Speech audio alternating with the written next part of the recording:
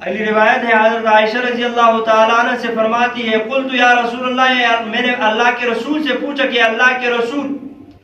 اگر مجھے یہ بات معلوم ہو جائے کہ میں نے لیلۃ القدر کو پا لیا، یعنی مجھے یہ بات معلوم ہو جائے کہ یہ جو فلاں رات ہے یہ لیلۃ القدر ہے، اللہ رب العزت مجھے کوئی نشانی دکھائے اور میں سمجھ جاؤں کہ یہ لیلۃ القدر ہے، تو پھر میں کیا کروں؟ ما اقول فیہا، میں اس رات کیا کروں؟ یعنی مجھے اس رات کیا دعا کرنی چاہیے، میں کیا دعا کروں؟ تو اللہ کے رسول نے فرمایا قولی، حضرت عائشہ تو اس رات میں لیلۃ القدر میں کیا کہے؟ اللہم انک عفو تحب العفو فاعف عنی۔